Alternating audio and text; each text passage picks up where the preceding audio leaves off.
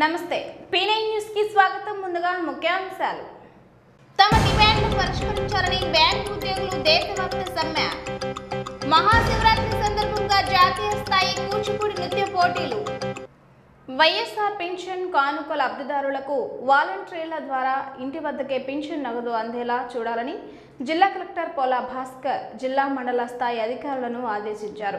ప్రకాశం భవనంలో ఆర్డీఓలు తహసీల్దార్లు ఎంపీడీఓలతో video conference నిర్వహించారు. ఈ సమావేశంలో జేసీ2 షణ్మోహన్, డిఆర్ఓ వెంకట సుబ్బయ్య, డిపిఓ నారాయణ రెడ్డి తదితరులు పాల్గొన్నారు. మొబైల్స్ సప్లై చేయడం జరిగింది. అవన్నీ వాలంటీర్స్ కి డిస్ట్రిబ్యూట్ అయినాయి అనుకుంటున్నాము. అట్లాగే ఫింగర్ ప్రింట్ డివైసెస్ కూడా వాలంటీర్కి ఒకటి చొప్పున రావాలి, కానీ తక్కువ వచ్చిన దానివల్ల ఒక్కొక్క విలేజ్ సెక్రటరియట్ పరిధికి 5 మరి ఎలిజిబిలిటీ ఉన్నప్పటికీ మిస్ చేశారనేటువంటి కొన్ని అక్కడ ఫీడ్బ్యాక్ వస్తుంది. అట్లాగే ఎంపీడీఓ ఆఫీసులో కూడా కొన్ని సందర్భాల్లో రకరకాల కారణాల చేత హోల్డ్ చేస్తున్నారన్నటువంటి ఫీడ్బ్యాక్ కూడా ఉంది. వీడియో కాన్ఫరెన్స్లో ముఖ్యమంత్రి గారు స్పష్టంగా చెప్పారు, irrespective of political lines eligibility ఉన్నటువంటి ప్రతి ఒక్క బెనిఫిషరీకి మనము ఎక్స్టెండ్ చేయాల్సిందే సంబంధిత స్కీమ్కి సంబంధించిన బెనిఫిట్ని. ఈ విషయాన్ని దృష్టిలో పెట్టుకోవాలి. రేపు సీఎం గారు జిల్లాలో పర్యటనకు వచ్చినప్పుడు మరి ఏదైనా గ్రామాల్లో గ్రామ సభలు పెట్టి అక్కడ ఎవరైనా ఎలిజిబిలిటీ ఉండి మాకు పెన్షన్ రాలేదనో, హౌస్ రెంట్ ఇవ్వలేదనో, లేకపోతే ఆరోగ్యశ్రీ కార్డు ఇవ్వలేదనో, రైస్ కార్డు ఇవ్వలేదనో ఫిర్యాదు చేస్తే మాత్రం ఆ మండల లెవెల్లో ఉన్నటువంటి అధికారులు అందరూ కూడా ఇబ్బందులు పడతారు. ఆ విషయాన్ని గుర్తు పెట్టుకోండి. ఇప్పటికైనా మించిపోయింది లేదు. ఎలిజిబిలిటీ ఉన్నటువంటి వాళ్ళు ఎవరైనా సరే ఉంటే కనుక మనం తప్పనిసరిగా వాళ్ళని కన్సిడర్ చేసి ఇవ్వాల్సినటువంటి అవసరం ఉందనే విషయం దృష్టిలో పెట్టుకోవాలి. ఇప్పుడు ఈ పెన్షన్ డిస్బర్స్మెంట్ విషయంలో ఫిబ్రవరి 1 నుంచి విలేజ్ వార్డ్ వాలంటీర్స్ ద్వారా మరి జరగాలి. కాబట్టి ఈ ప్రిపేర్ సిమ్ కార్డ్స్ ఉంటే వేసుకోండి. తర్వాత గవర్నమెంట్ నుంచి వచ్చే సిమ్ కార్డ్స్ వస్తే రీప్లేస్ చేస్తాం. అందరూ సిమ్ కార్డ్స్ గవర్నమెంట్ సప్లై చేయలేదు సార్. సిమ్స్ మాత్రం అన్ని వేస్తున్నారు. కాకపోతే ఓట్లు బంద్ చేయట్లేదు సార్. అవి ఛార్జింగ్ అవ్వట్లేదు సార్. ఇప్పుడు ఒకవేళ ఛార్జింగ్ కాకపోతే వాళ్ళ దగ్గర ఉన్న మొబైల్ పనికి వస్తే వాళ్ళ దగ్గర మొబైల్లో కూడా డౌన్లోడ్ చేసుకోవచ్చు అని చెప్పారు సార్. సో అవి వాడుకోండి. ప్రస్తుతానికి మనం ఈ నెల అయిపోతున్నా మళ్ళీ ఆ ఫోన్ మనం రీప్లేస్ చేద్దాం. ఓకే ఓకే అలాగే. తర్వాత ఫింగర్ ప్రింట్ డివైసెస్ ఎన్ని వచ్చాయి? మాకు ఒక్కొక్క సెక్రటరీ 5 చొప్పున మొత్తం 14 వచ్చాయి సార్. ఓకే, ఇప్పుడు వాటి ద్వారా వాళ్ళు ఆ ఫింగర్ ప్రింట్స్ ద్వారా ఆ విలేజ్ వాలంటీర్స్ సర్దుబాటు చేసుకుంటారు సార్. చేసుకుంటే ఒక అయిపోయిన తర్వాత ఒక గంట ఉదయాన్నే స్టార్ట్ చేస్తారు కాబట్టి ఒక్కొక్కరికి 1 గంట పడుతుంది సార్. ఓకే, ఒక సెక్రటరీ పడుతున్న కూడా 5 ఒకటి వస్తుంది సార్. రైట్. 5 కూడా అడ్జస్ట్ చేసుకుంటారు. 2 గంటల పరిధిలో అయిపోతుంది సార్.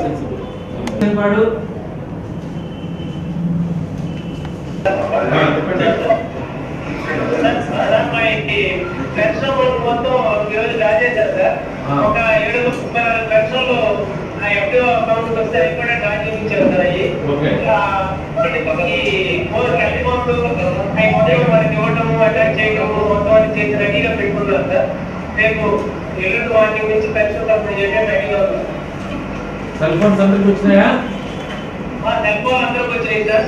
ఈ స్కానర్లు మాత్రం 5 లెక్క వచ్చినాయి. వాటిని ఉన్న వాలంటీర్లు అందరికి వాళ్ళ సమానంగా అంటే 4-5 కలిపి ఒక క్యాబ్ ఇచ్చి వాళ్ళందరినీ ఆ విధంగా పంపే.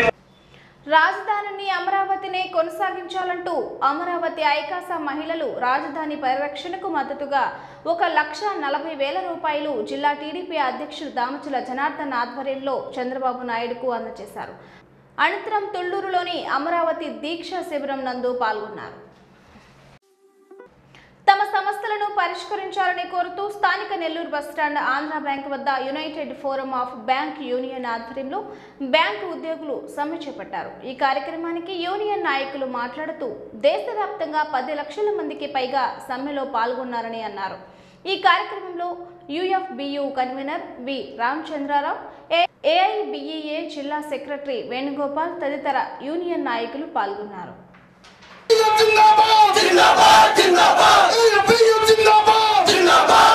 పార్టీ నాయకులు యూరోపియన్ నాయకులు, అదేవిధంగా వివిధ బ్యాంకుల నుంచి అందరూ పాల్గొని ఇక్కడికి వచ్చినటువంటి కాంగ్రెస్ అందరూ కూడా సంబంధించినటువంటి విషయాల్లో ఇప్పటికే చాలా మంది వక్తలు అన్ని విషయాలు కూడా మాట్లాడారు.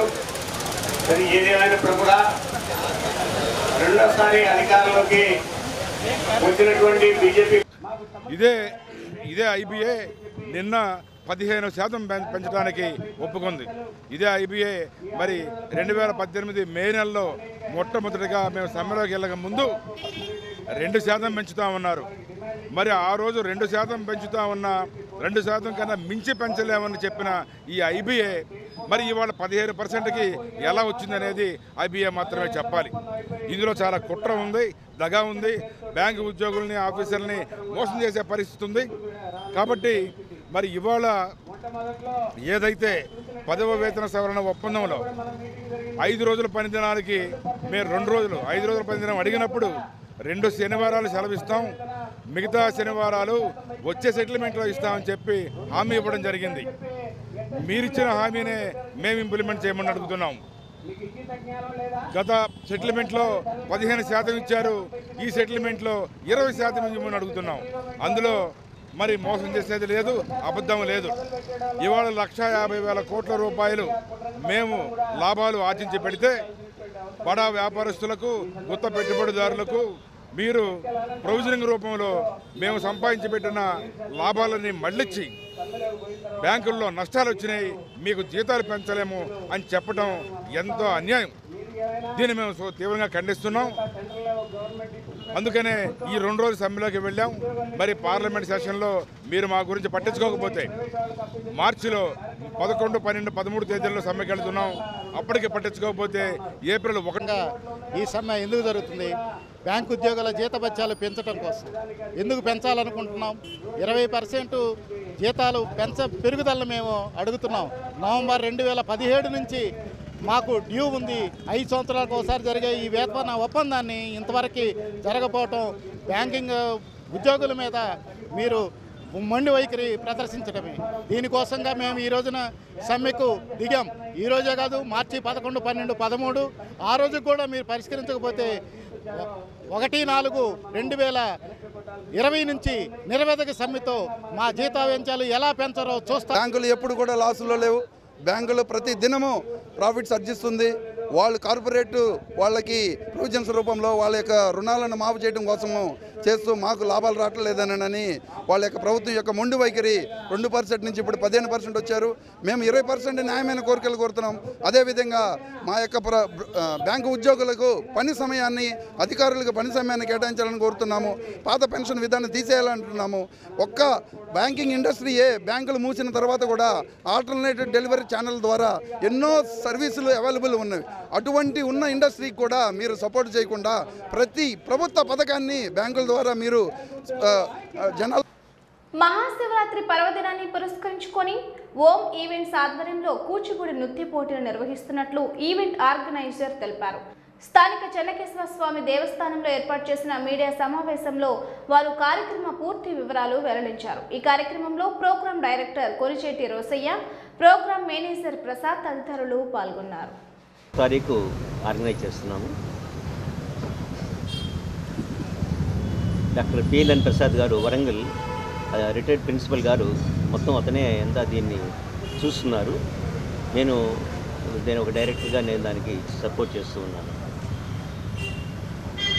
మేము ఇదే విధంగా ఇండోనేషియా, గోవాలో కూడా నేను గోవాలో జాబ్ చేశాను. గోవా షిప్ లిమిటెడ్లో హిందీ అధికారిగా పనిచేశాను. వసూళ్ళు ఎటువంటి చందాలు లేకుండా మా శక్తితోనే మేము ఈ కార్యక్రమాన్ని నడిపిస్తున్నాము. ఎక్కడ స్పాన్సర్స్ కానీ మేము ఎవరిని తీసుకోవడం లేదు. ఉత్తరోత్తర కూడా మేము ఎవరిని తీసుకోము. నేబుల్లో ఒక 6 నెలలు ప్రాణిక్ హీలింగ్ గురించి ప్రవచనాలు ఇచ్చారు. సో మాకు స్పాన్సర్స్ మా పేషెంట్లే, వాళ్ళే మాకు సపోర్ట్ చేస్తుంటారు. వాళ్ళ యొక్క ప్రోత్సాహంతో ఇప్పుడు కొన్ని చిన్న కార్యక్రమాలు చాలా చేసాము. ఇది ఫస్ట్ టైం ప్రెస్ మీట్ పెట్టి మీ అందరి సహకారంతో చాలా ఘనంగా చేయాలని మేము ప్లాన్ చేస్తున్నాము. మన రోసయ్య గారు గత 40 సంవత్సరాల నుంచి కళల మీద కొద్దిగా అభిలాషం ఉన్నవాడు. 40 సంవత్సరాల కిందటనే ఇక్కడ తాత కళ్యాణ మండపంలో పాటల పోటీలు, పాట కచేరీలు నిర్వహించినవాడు. ఒక ఉద్దేశంతో వాళ్ళ అబ్బాయి కూడా మంచి డ్యాన్సరు, వాళ్ళ పాప కూడా ఇండోనేషియాలో డ్యాన్సర్గా ఎంతోమందికి శిక్షకురాలు ఇస్తుంది. అందులో ఈ సంవత్సరం కొత్తగా యువకుల్లోని ప్రతిభని వాళ్ళ యొక్క నృత్య రీతుల్లో జూనియర్స్ని కానీ సీనియర్స్ని కానీ ప్రోత్సహించే విధంగా ఆ స్వామివారి క్షేత్రంలో ఈ యొక్క నృత్య పోటీలు నిర్వహిస్తున్నందుకు వారికి అభినందిస్తూ, వాళ్ళ టీం వారికి అభినందిస్తూ ఈ గుడి క్షేత్రంలో నిర్వహిస్తున్నందుకు మహాశివరాత్రి సందర్భంగా ప్రకాశం జిల్లా మడనూరు శ్రీ రామలింగేశ్వర స్వామి దేవస్థానంలో కూచిపూడి నృత్య పోటీలు జాతీయ స్థాయిలో నిర్వహిస్తున్నారు. ఈ కార్యక్రమం మన రోషి గారి ఆధ్వర్యంలో జరుగుతూ ఉంది. మన ప్రకాశం జిల్లాలో ఉన్నటువంటి కూచిపూడి కళాకారులు, విద్యార్థులు అందరూ పాల్గొని మీ యొక్క సదవకాశాన్ని ఉపయోగించుకొని తమ డిమాండ్ల పరిష్కారానికి బ్యాంకు ఉద్యోగులు సమ్మెబాట పట్టారు. స్థానిక అద్దంకి పట్టణంలో ఎస్బీఐ, ఏడీబీ బ్యాంకు వద్ద సమ్మె చేపట్టారు. వేతన సవరణ, 10 దినాల కుదింపు తదితర అంశాలపై చర్చలు విఫలం కావడంతో సమ్మె చేస్తున్నట్లు తెలిపారు.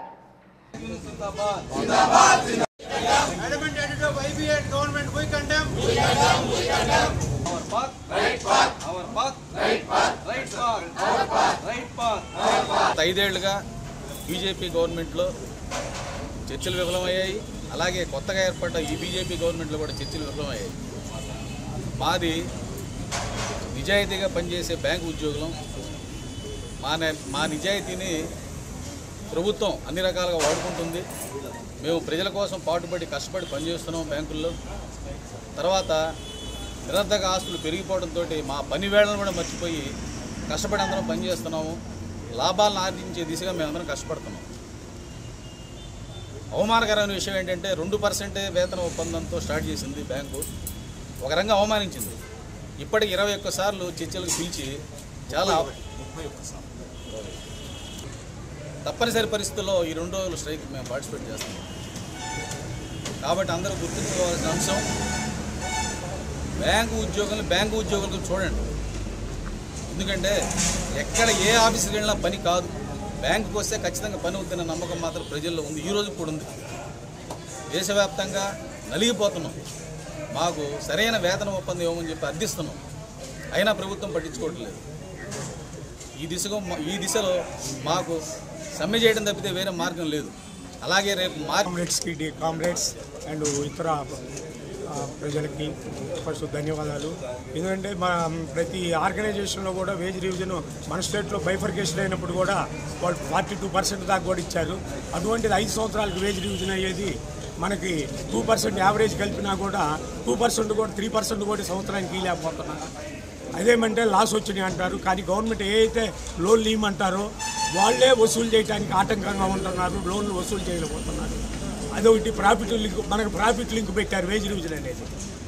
కానీ ఏ అయితే గవర్నమెంట్ పాలసీస్ ప్రకారం వసూలు చేయగలిగితే మనం వాడు గవర్నమెంట్ సపోర్ట్ ఇచ్చి మనకి పెద్ద భారం కాదనమాట. అవి వసూలు చేయకుండా ఒక పక్క పెట్టి పని భారాలను పెట్టి ఎంతసేపటికి బ్యాంక్ స్టాక్ మీద పన్ను రుద్దేసి వీళ్ళ శాలరీలో డిక్రీజ్ చేయటం, వీళ్ళకి పని భారం పెంచడం అనేది ముఖ్యంగా ఉన్నది. అందువల్ల తప్పని పరిస్థితుల్లో ఈ ఆర్గనైజేషన్స్ వేజ్ రివిజన్ కోసం పోవాల్సి వస్తుంది.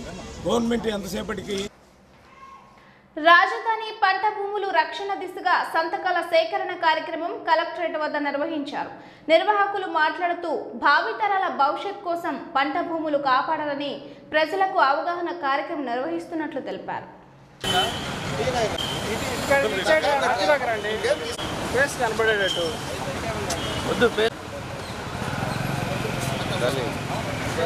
జనాలకు అవేర్నెస్ చేస్తూ వారి దగ్గర నుంచి సంతకాలు సేకరించి మన గౌరవనీయులైన ముఖ్యమంత్రి గారు వైఎస్ జగన్ గారికి సబ్మిట్ చేసి వారిని ఏం కోరునున్నామంటే, ఎక్కడైనా పంట పొలాలు మీరు వాడితే మరొక దగ్గర అదే ఈక్వలెంట్ ఆఫ్ ల్యాండ్ని డెవలప్ చేస్తే బాగుంటుందనే విన్నపం చేయనున్నాము. ఒక చిన్న ఎగ్జాంపుల్ చెప్పాలంటే 2013-14 కాలంలో తుళ్ళూరులో వచ్చిన పంటలు ఈ రోజున మనకు లేవు. అదే ముందు జాగ్రత్తగా కానీ మనము అక్కడ నష్టపోయిన పొలాలను ఇంకో దగ్గర డెవలప్ చేసుకోగలిగుంటే మనకు ఆ దిగుబడి మనకి ఎప్పటికీ ఉండేది. ఇలా నాశనం చేసుకుంటూ పోతే ఓ 10-15 సంవత్సరాల తర్వాత మన రాష్ట్రంలో కరువు వచ్చే అవకాశం ఉంది. నెక్స్ట్ మన పిల్లకాయలు వచ్చే టైంకి వాళ్ళకి తిండికి అన్నిటికీ చాలా కష్టాలు జరిగే ఇష్యూస్ ఉన్నాయి. కాబట్టి మేము అవేర్నెస్ చేసి ఎడ్యుకేట్ చేసి కామన్ మ్యాన్గా మాట్లాడితే కొంచెం కన్సర్న్ ఎక్కువ తీసుకొని సిపి ఆక్వాకల్చర్ ఆధ్వర్యంలో ఆక్వా రైతులకు అవగాహన కార్యక్రమం జరిగింది. ఈ కార్యక్రమంలో నూతన విధానాలను గురించి తెలియజేశారు. ఈ కార్యక్రమానికి vice president doctor R Raj Kumar Singh, doctor ప్రాకాన్ పాల్గొన్నారు.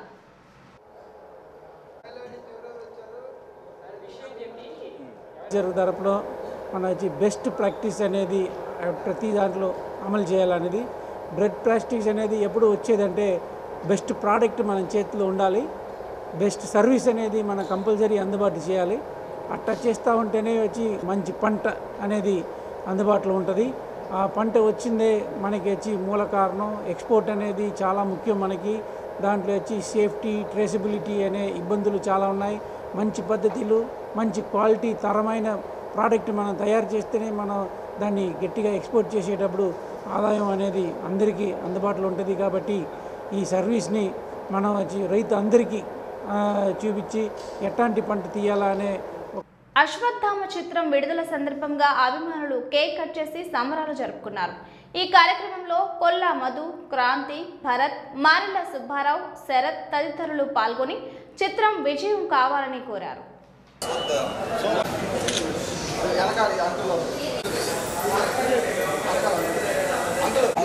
కొంచెం వెనక్కి రానా మీరు.